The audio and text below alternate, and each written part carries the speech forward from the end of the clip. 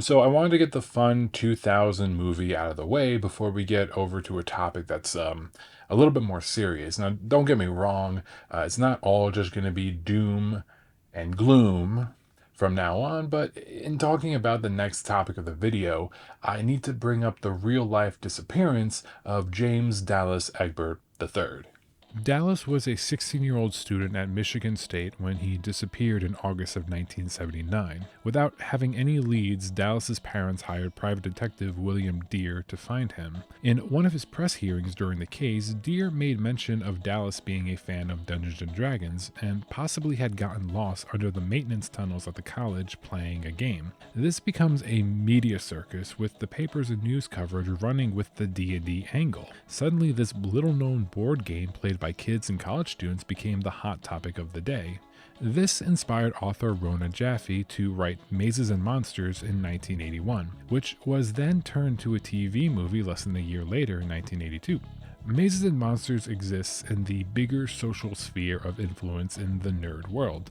An early example of the Satanic Panic revolving around Dungeons & Dragons, an entire movie and novel dedicated to the evils of tabletop role-playing games, placed in alongside organizations like BAD or Bothered About Dungeons & Dragons, the movie that stars a young Tom Hanks. What am I doing here?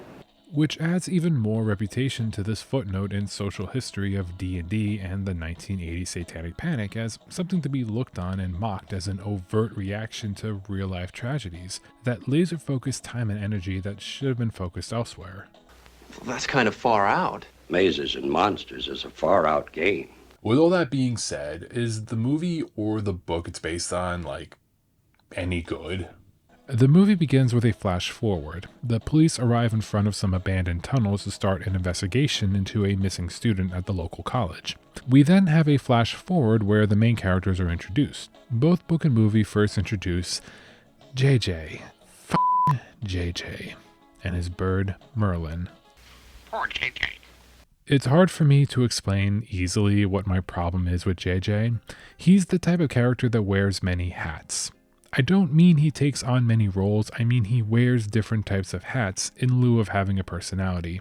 And JJ is modeled after the real-life Dallas Egbert, for worse a lot more than for the better. Like Dallas, JJ is also a 16-year-old prodigy already attending college, with all of the issues that brings with it being a literal child among adults. On top of that, he has the added stress of having a mom that will completely redecorate his room on a whim, as her one character trait is being an interior designer that doesn't respect her son's boundaries.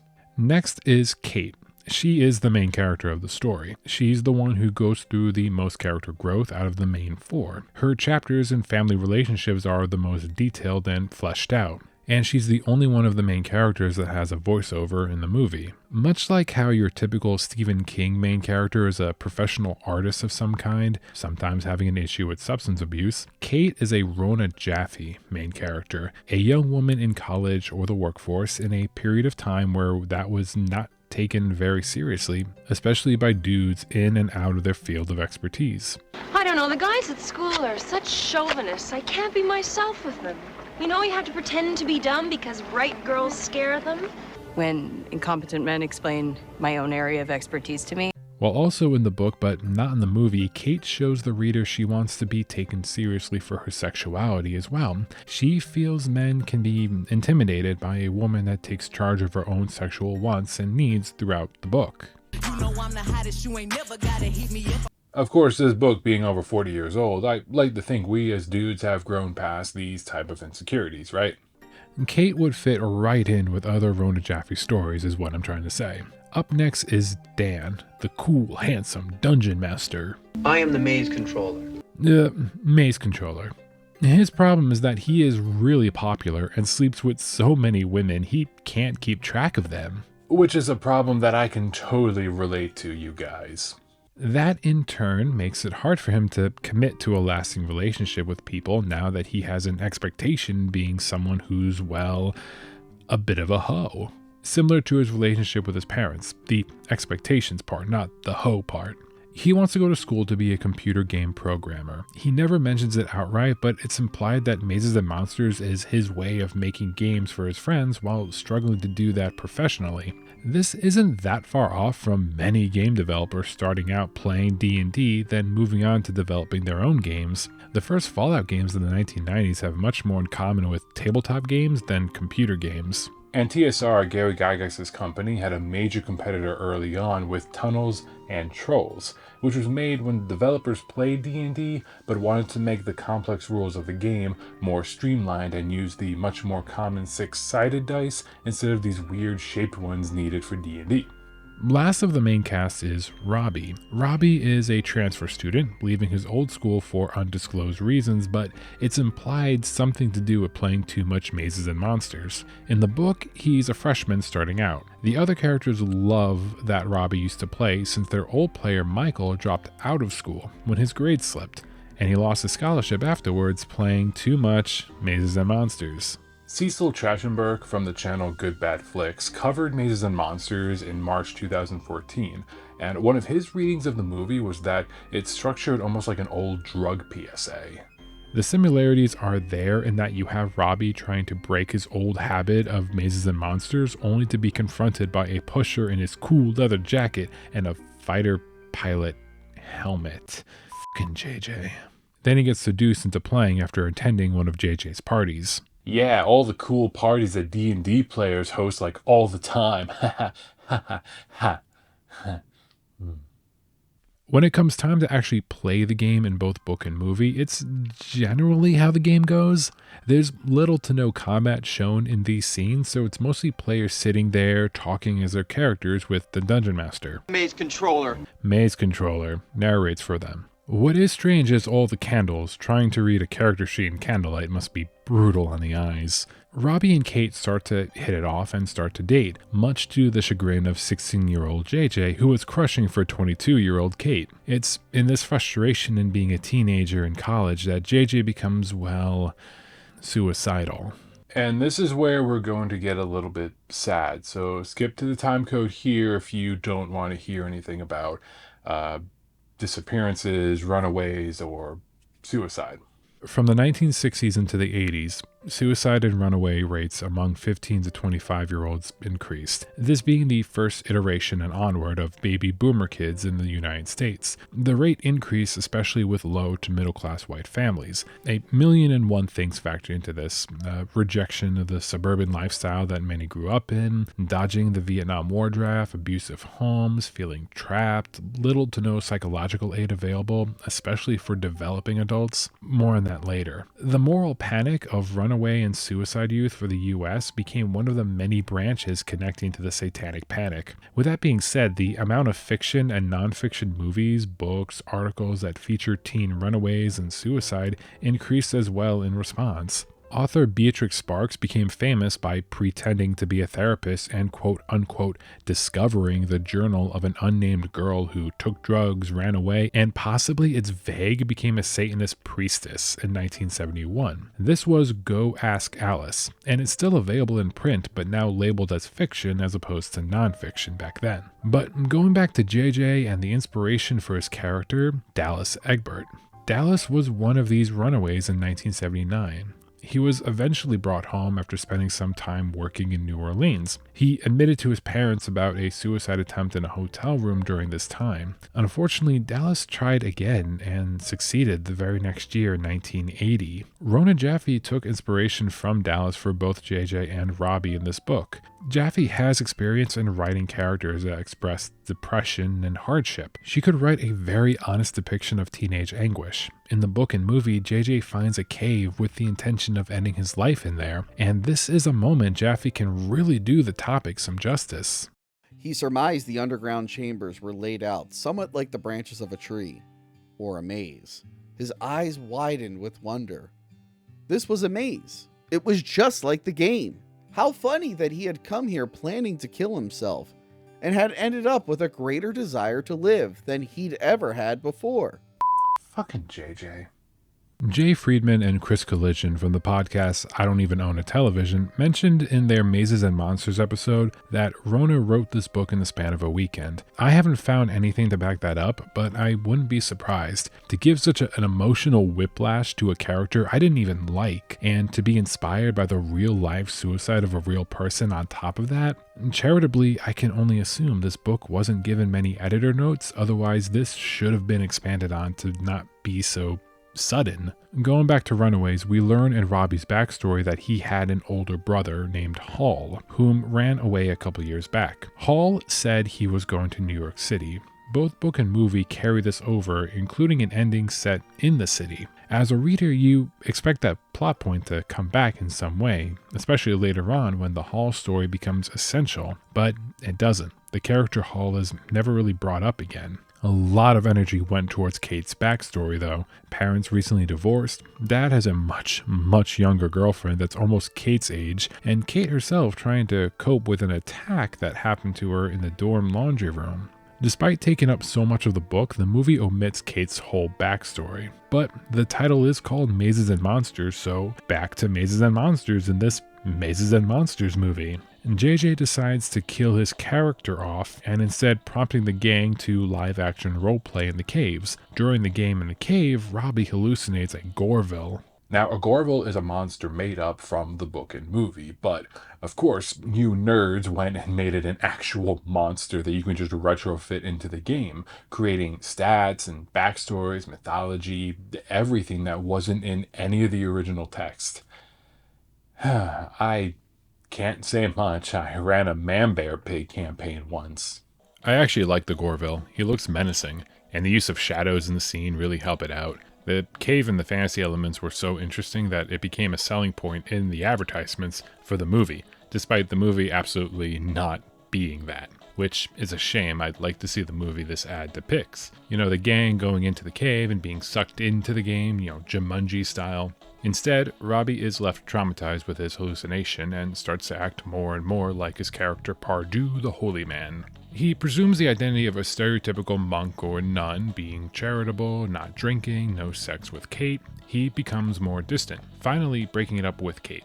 During this time, Robbie dreams of a wizard beckoning him to the Great Hall at the Two Towers. Do you think this has something to do with Robbie's unresolved guilt with his brother Hall? Why are you so impatient? Because I love you and I want you to forgive me. Maybe. Kate, in turn, starts to date Dan. Robbie's okay with it, and JJ gets excited that Kate moved to Dan, hoping that she'll soon break up with Dan and start dating him. That's not how that works. F***ing JJ. Another party is going down when it was clear Kate only saw JJ as a friend. He needed to find a date, so, quote, he zeroed in on the youngest, smallest, most frightened freshman he could find, a 16-year-old scholarship student named Glenna. God damn it, JJ. I don't like this character, but I am fascinated. Rona Jaffe doesn't go further into the situation, writing in where it turns out Glenna is pretty cool and they have a really good time together. The book leaves her completely unaware that she was picked to be a date because she's believed to be weak and timid and, more importantly, alone. That is some predatory-ass behavior that doesn't go anywhere in the book, and Glenna is absolutely not brought up in the movie version at all. But Rona Jaffe writing a character that will exemplify quite a lot of characteristics that would be found decades later online was surprising to me, but disappointing that it's brushed away. Like, I have met a JJ. We've all met JJs. Hell, I was 1 or 2 bad breakups away from being JJ'd. Lonely teenager, doesn't feel close to the friends he has, low self-esteem, lashes out in colorful ways to get attention, has niche interests and hobbies, is able to pretend to be interested in a woman while pining over the one that is not interested in a romantic relationship with him at all. JJ shares a lot of the same behaviors as the involuntary and celibate community. Incel. JJ is an incel. Online group of people whom take it upon themselves to link together in their frustrations with not having the romantic partner of their choice, but instead of looking inwardly about themselves with the goal of bettering themselves, decide to outwardly lash out either within their own echo chamber or spill into the corners of their hobbies in a self-destructive misdirection display of anger. It's a little silly of me to take these character traits and try to place them in this modern context. I mean, it's not like JJ says he's a celibate when talking to his crush, resenting her for friend-zoning him or something. At this party, Robbie finally becomes full Pardue the Holy Man and walks off from campus. While searching his room, the gang finds drawings with the words "The Two Towers" written on it, a reference to the second Lord of the Rings book.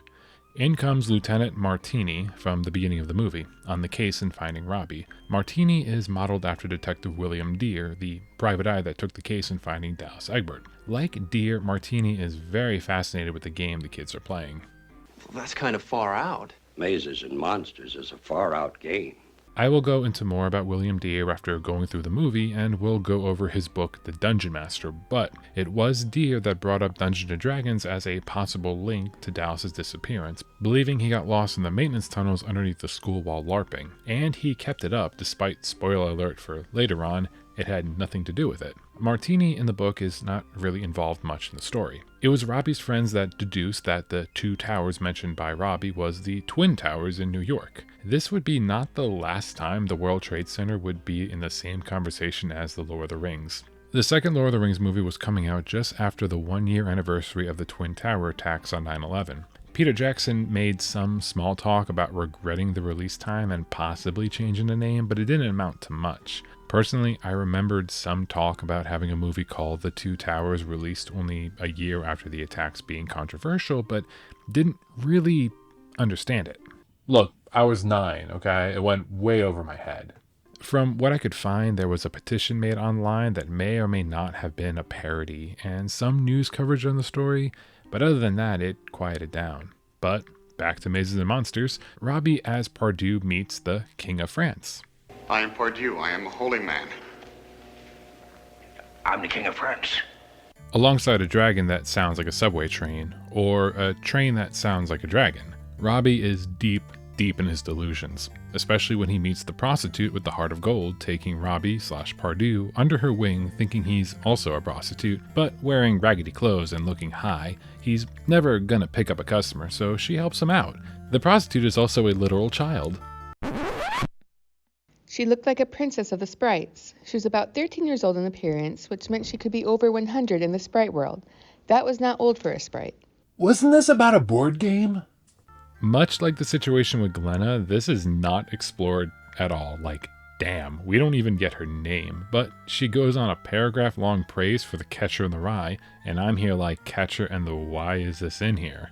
Robbie, thinking he's going to be shown how to get into the Two Towers and not pick up a John to solicit sex with, instead picks up a John who wants to solicit sex with. The John, we don't get a name till later on, makes Robbie take off his clothes and tries to have his way with him. Robbie takes out his knife, calling the man a succubus. I believe the correct term is an incubus for, it's a man, but alright. He stabs the John and runs off thinking he killed the man. This snaps Robbie back to reality and he calls Kate for help. The gang go to New York to try and find their friend, but not before JJ goes and buys a Sherlock Holmes hat for the occasion. JJ.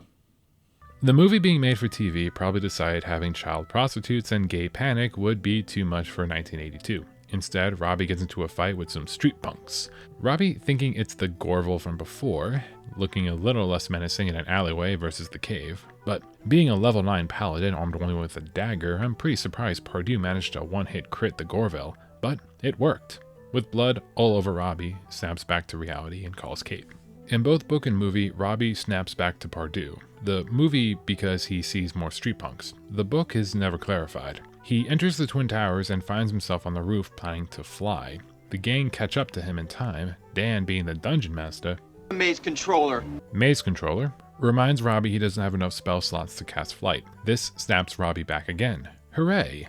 Cut to a flash forward, the gang visits Robbie's parents. His mom, whom had a drinking problem since Hall's runaway, decided to quit drinking, and everything seems right in the world. But wait. It didn't matter that there were no maps, or dice, or no monsters. Pardue saw the monsters. We did not. We saw nothing but the death of hope, and the loss of our friend. Robbie still thinks he's Pardue, and the gang play one last game with their friend. A bit of a downer ending. We still don't know what happened to his brother Hall. In the book, we have that same ending, but with everyone else's problems resolved. Kate accepts her parents' divorce and vows to write a book about her experience. The book we're reading right now, perhaps? JJ learns that zeroing, quote, in on the youngest, smallest, most frightened freshman he could find, a 16-year-old scholarship student named Glenna, is probably not great and learned to accept being friends with Kate, Dan, and Robbie. And his mom, whom has never respected her son's boundaries, redecorates his room once again without his knowing or permission. But since the room is based on old Hollywood, he's fine with it. JJ is a fan of old Hollywood. Dan's family is cool with him making his own decisions about his future. Even the succubus that tried to suck Robbie's bus, that was a bad joke, is revealed to be alive with a knife wound in his shoulder. We find out his name is James. He never told anyone how he got stabbed, so as to protect himself from being outed from his job and family, he decides to hire a professional escort from now on. The end. Or is it?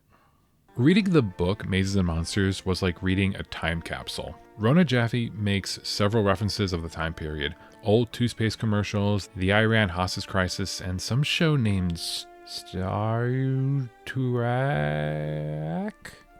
Trek? I was always like Mr. Spock from Star Trek. I thought I had no feelings like a Vulcan.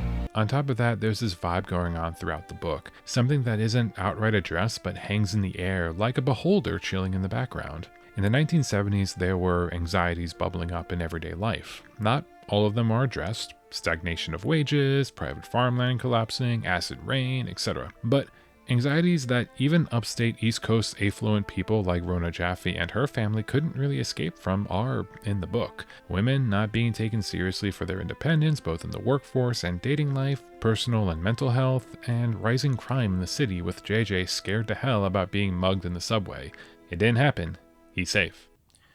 Fucking JJ. The reputation of Mazes and Monsters hovers over this book, because for a beginning catalyst to the Satanic Panic over Dungeons & Dragons, there's no Satan at all. What a ripoff. We never even know what Pardue the Holy Man's religion is in-game, and outside the game, the only reference to religion that's in the book is Dan's parents hoping Kate will one day convert to Judaism. Even the game, the reason we're all here talking and watching, gets looked on positively. Sometimes. The book will have characters drop out of school after obsessing over playing the game, Robbie believing he became his character, but the aspect of his brother and his mom's drinking is showing that the trauma came before the game, not the other way around. And there's Kate, whom got over her anxiety and trauma from an attack the year prior in the book by placing herself in the context of her character, a strong, fearless warrior princess. What would she do in this situation? That helped her process. Most of the people who played Mazes and Monsters came out better in the end, using the game as a coping mechanism. That's something that's actually reflected in real life. Since 2017, Game to Grow has been an organization that provides framework for professional therapists to use games for both one-on-one and group sessions for their patients. I've been going to therapy on and off for years, and one thing that I noticed was that therapists, they love games of some kind, something to help people explore their feelings or anxieties and depression and help with their coping skills. And it just seems like Robbie could have used some of that to explore his guilt over his brother. While the book has these gray areas on whether or not the game is good or bad, the movie made a choice. The focus has been pushed more to Robbie, and while you can still blame his guilt, the game is very much the catalyst with no reveal from the other characters about why they chose to play the game. There's some other bits in the book that rub me the wrong way. After reading more about the real event that inspired Mazes and Monsters, stuff that I don't think Rona Jaffe was even able to know when writing her book.